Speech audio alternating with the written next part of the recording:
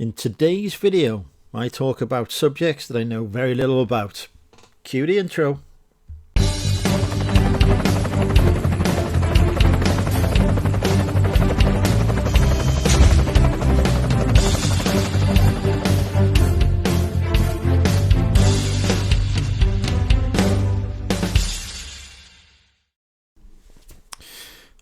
Hello folks, and welcome to the channel.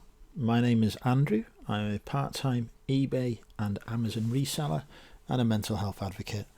And you'll be shocked to see I still haven't got a haircut. It's probably going to be a couple of weeks before I do. But anyway, today I thought I would talk about a subject that I don't often see mentioned in reselling circles, but one that's a really important subject that affects all of us. And that is the subject of global warming. I believe climate change denial still happens, but I only have to look out the window and know that climate change is a reality.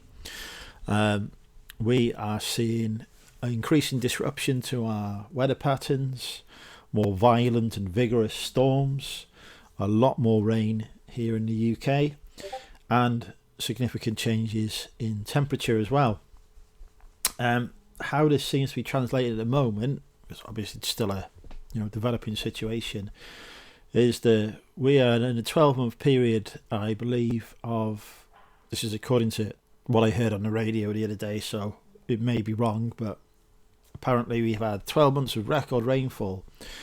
And certainly as we are now in car boot season, and I've yet to see a car boot take place, it feels like that's accurate.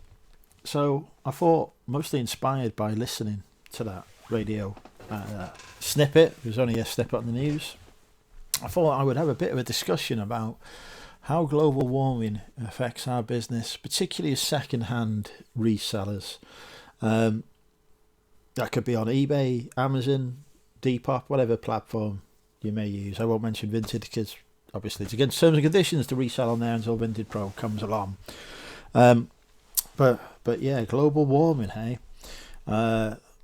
Probably the biggest crisis our generation and the next generations to come will face, unless somebody unleashes a nuclear weapon, which, God forbid, touch wood, never happens. And I think it is already beginning to see an impact on reselling, both in terms of people's buying sort of priorities and choices that they make, but also in terms of our ability to be able to source stock. So I'm going to address both of those subjects in turn, and if this video does well, I'll do a few more videos where I pontificate on different subjects that I think aren't really getting enough coverage in the reselling community. So I'll tackle the supply issue first, the being able to get hold of stock. So particularly on eBay, probably on Depop as well, and other platforms, a lot of what resellers pick up on, and certainly viewers of this channel pick to sell, is second-hand stock that they obtain from car boots. I guess the equivalent in America would be garage sales. In Australia, I have no clue, so apologies if you watch it. I don't have any viewers from Australia anymore. But anyway, if you watch it in Australia, do comment below and say so. The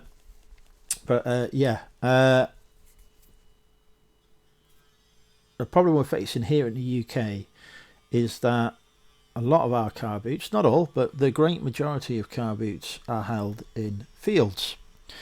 And when it rains, those fields get wet, and you can't hold the car boot on them because they're too muddy and people's cars get stuck.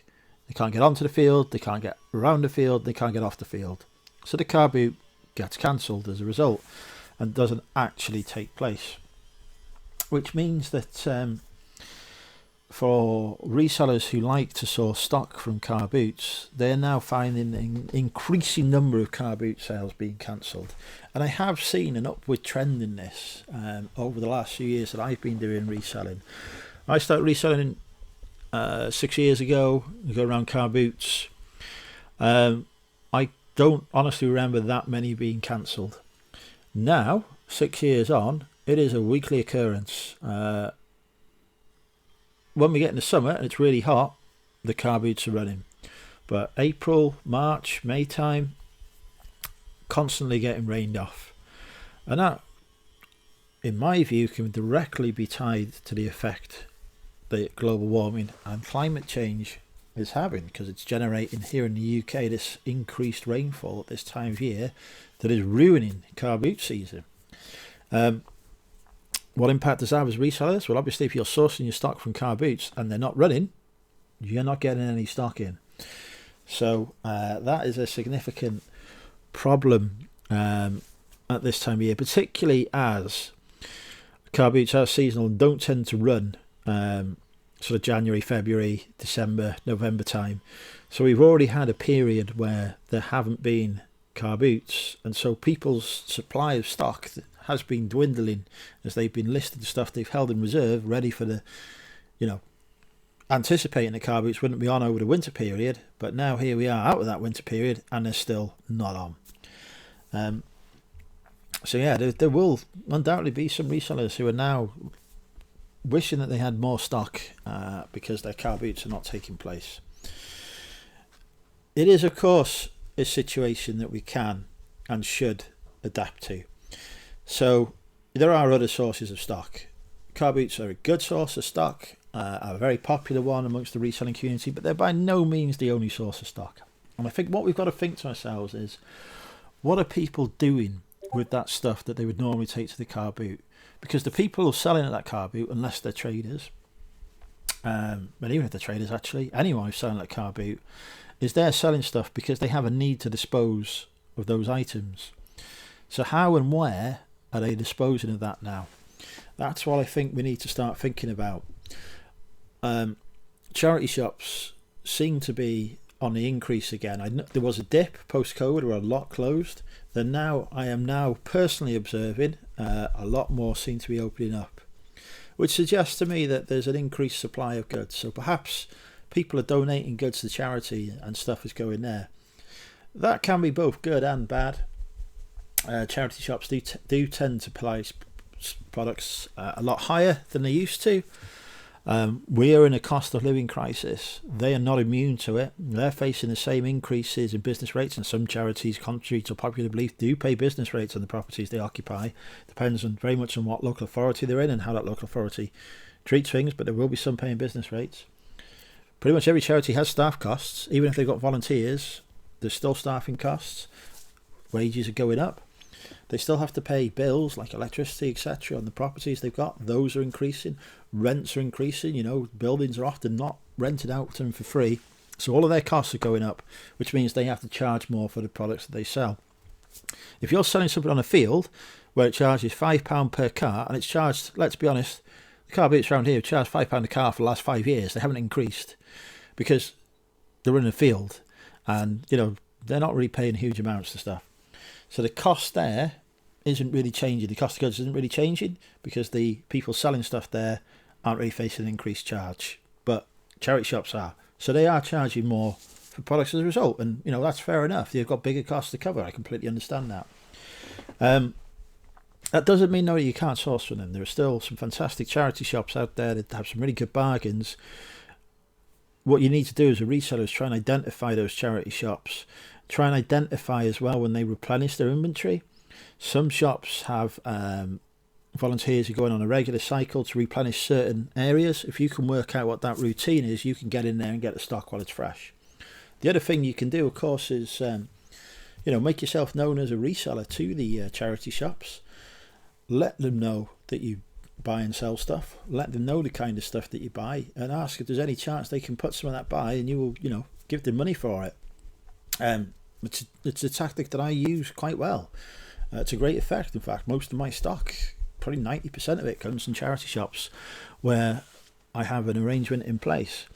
The reason it works for them is because they would be turning donations away otherwise, because they haven't got the room in their shop to put it physically out, and they haven't got the room in storage to keep it. So they're happy to sell it to me because it means that they can get more stock in and sell more stuff. I'm bringing in more turnover for them because I'm paying prices, and I'm not paying any less than anyone else would pay. I'm just picking items that I know I can make a profit on. And I will also buy stuff from them that they, for whatever reason, can't put out. It might be a book on a controversial subject. It might, quite often I'm picking up books that have got swastikas on. Charity shops don't want to put those out on display. Not all, but some have restrictions on doing that. But I can buy them, I can sell them on eBay, so I'll buy them, I'll take that problem off their hands, and something they would have had to bin is now no longer getting binned, is actually getting sold to me, who will then sell it on. And that brings me to my second point about the sustainability element of reselling, because the way people buy stuff is changing. A few years ago, fast fashion was all the rage. People wanted new clothes, they'd go Primark, Peacocks, wherever.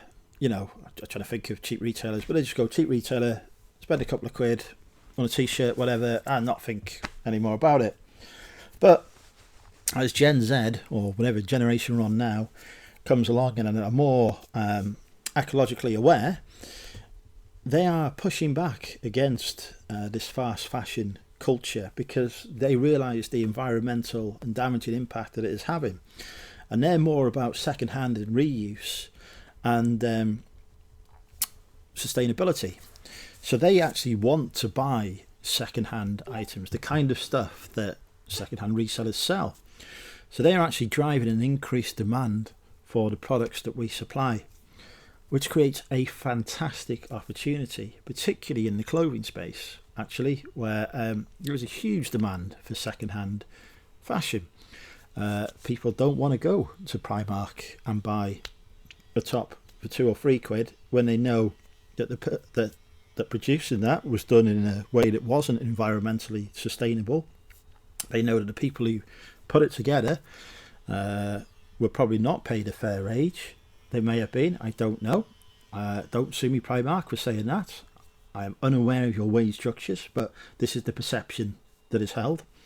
They want to get something that's already had those costs applied to it, as it were, and isn't going to further damage the environment in terms of being remade or being made.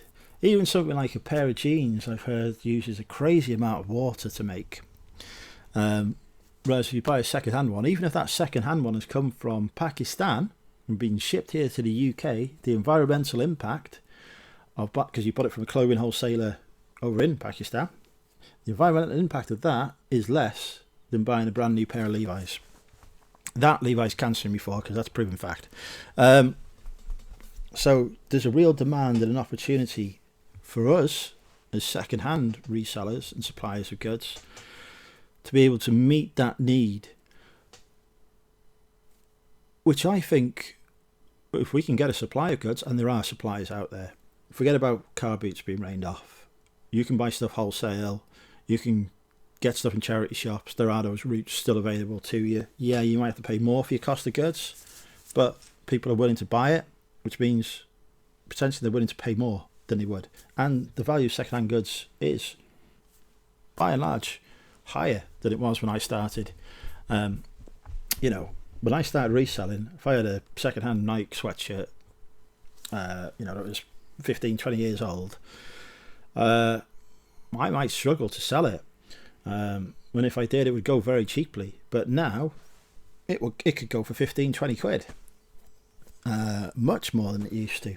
So that's the kind of opportunity that exists. And even if it's got stains on it and stuff, if it's a vintage item, then it could still be in demand, and people view that as part of the history of the item. So, it's not necessarily a thing that puts people off. So that gives an opportunity to target that. So why not capitalise on that, folks? Why not think to yourself, right, I am a supplier of second-hand goods. There is a customer base out there that is wanting to buy this, and they're wanting to buy things that particularly focus on sustainability and, second-hand fashion is viewed as being more sustainable than new fast fashion, etc., as I've said. So why not build a brand around that? Why not go all out and say, right, come to my shop on eBay, my shop on Depop, whatever it may be. Come and buy your second-hand fashion. I'm using that as an example, but it could be anything. It could be second-hand electronics, second-hand media, whatever it is. Come to us. We will supply your goods, which is sustainably sourced, because of second-hand. We will use sustainable packaging. So no more of this plastic bubble wrap, no more plastic tape like this. But, you know, paper tape, paper wrap, that kind of stuff, that's viewed as being more sustainable. And really push that, and, you know, use social media. Use the social media that these buyers are on. So Instagram, TikTok, whatever else is out there, I don't even know. Probably not Facebook so much. It's not as relevant as it used to be. But TikTok's very relevant. Put yourself out there as the champions of sustainability through your store, through your brand. Make it feature a part of it as everything that you ship out, you know. Put a little leaflet in there, printed on recyclable paper, all that kind of good stuff, about how you're saving the planet, and capitalise on that opportunity while it exists. Other businesses are doing it, why can't yours? So yeah, just a bit of a thought on global warming there. Just say it doesn't get talked about enough. It is having a definite downside in terms of availability of stock. Other opportunities to get stock exist though.